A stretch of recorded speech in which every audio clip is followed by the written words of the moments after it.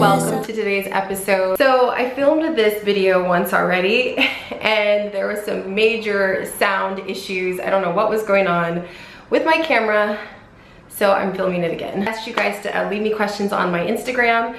If you are not following me on Instagram, you should be. My Instagram is Britnell. I share a lot on there. So if you aren't following me on there, you should be. You guys asked some juicy questions, so let's get into it. First question, why have you not changed your last name? You guys, I get this so often. I've gotten this so many times since my divorce. Why have you not changed your last name? Why have you not changed your last name? And honestly, there just isn't a huge, super big reason other than the fact that A, it's a pain in the butt to change your last name. If you've done it before, you know what I'm saying. You have to change all your bank info. You have to change everything.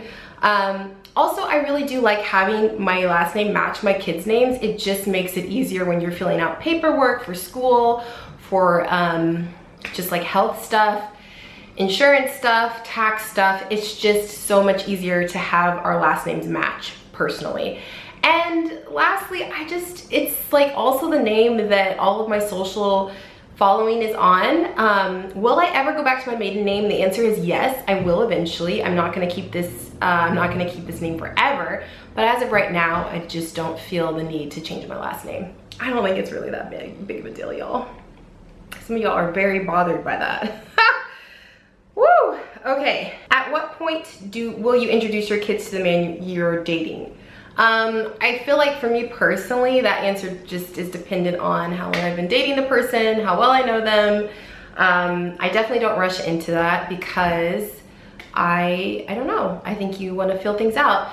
I'm also a firm believer in introducing your kids to someone as a friend first. Like, I don't necessarily feel like it needs to be like this huge, this is my boyfriend, we're dating. Like, it can definitely be like, oh, here's a friend, you know, I'd like to introduce you to. And for me, I have like plenty of guy platonic friendships that are just like normal people. So it's not that out of character for me to introduce them to someone as a friend first, feel it out, and then when it feels comfortable, introduce them as a boyfriend. I don't know, it's different for everyone, but for me, I just go off of my gut instinct, and also just if I feel like the relationship is going somewhere. If I really don't, and it's like casual and we're just casually dating, then I don't really see any point in introducing them to my kids. Also, they're dating me, not my kids, although it's very important that the person that I date get along well with my kids. And yeah, I don't know if that answered your question. Hopefully it did. Woo! Why am I so hot? I've been sweating all day. What's the one question that you always ignore when you do this? Usually any questions about who I'm dating. I've just decided that I really want to keep my dating life a little bit more on the personal side and not just bare it all to the world. So I usually just kind of avoid those questions that are like really all about the juiciness. I'm not saying I'll never talk about who I'm dating, but as of right now, I like to keep it private and to myself. Okay, any advice for those who want to marry and have kids young, 20 to 25? Wow, my first piece of advice would be, don't rush it. You know, if it's naturally happening for you where you're just like, I'm ready, I want to have a baby, I want to get married, this is really what I want, I'd say go for it. But if you're doing it out of like feeling like rushed, like, oh, everyone else is getting married or oh, my friends got engaged, I would say hold off. There's really no rush. A lot of changes happen in your 20s, and I by no means will say that it's bad to get married and have kids young, because I know I did, and it wasn't a bad thing, and I don't regret that. But I also feel as though there is no rush. So if you're with someone that you love and care about, go for it, but don't rush it. I also would suggest not forgetting who you are and losing yourself in the process. I think it's really easy to throw your whole self into a relationship, especially when you're young, and kind of lose yourself along the way and forget your own passions and things like that. So I would highly recommend that you still make sure you're pursuing what you love, make sure you're still spending time with your friends, and make sure you're not, you know, changing all of who you are for a relationship, because it's, you know, and you're trying to find yourself still, and you're still very young. So anyway, I hope that helps. What happened to your last relationship? He seemed nice. Yeah, he was nice. We were not meant to continue dating. We decided to part ways, but yeah, it was a mutual thing, and it is what it is. A hobby you are surprised you're into. What's a hobby I'm surprised that I'm into? I've gotten into cooking more. I used to feel as though I really did not like to cook, and I think it's just because like having kids and like always feeling like you have to rush to like make dinner and all that, especially in a single mom space, it can be sort of like, I don't know, it can make cooking feel like annoying.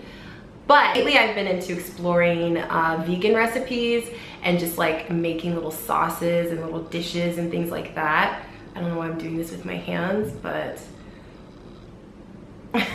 anyway, so that's been a hobby that I'm surprisingly gotten into, that I'm like, it really brings me a lot of joy to just tinker in the kitchen and explore with just different vegan plant-based recipes that sometimes the kids like and sometimes they don't, but I usually end up eating it, so it's fun. Will you ever get another tattoo or piercing? If so, where? Yes, I have. For those of you who don't know, how many tattoos do I have? 1, 2, 3, 4, 5.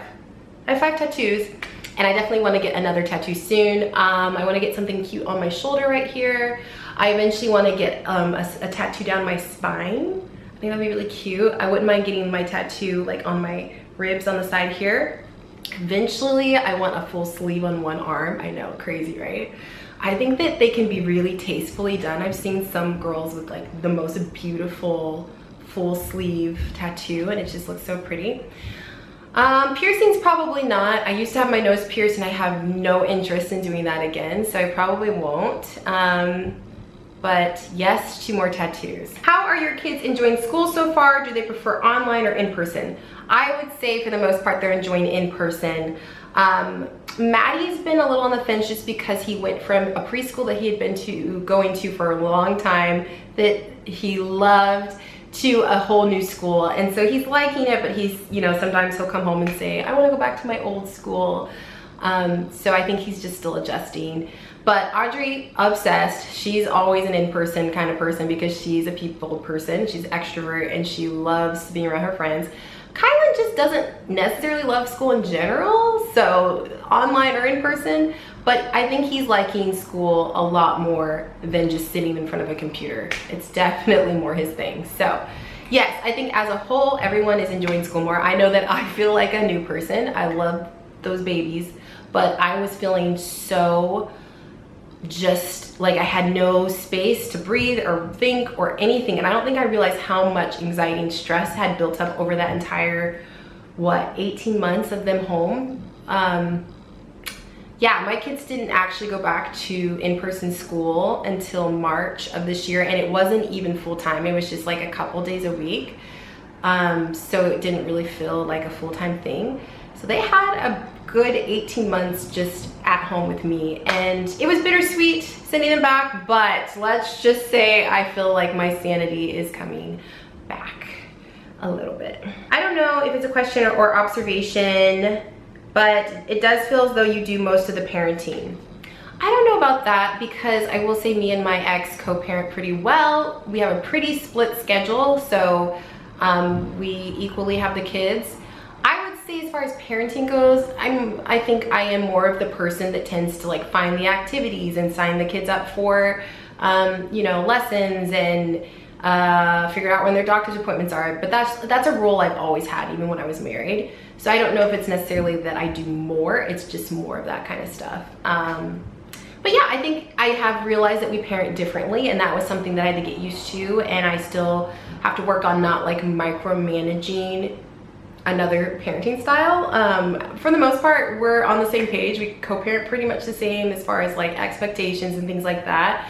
But I think in the beginning, I really had to learn how to just let go and understand that just because things aren't done the same way in their dad's house as they are in mine doesn't mean that it's bad. It's just different.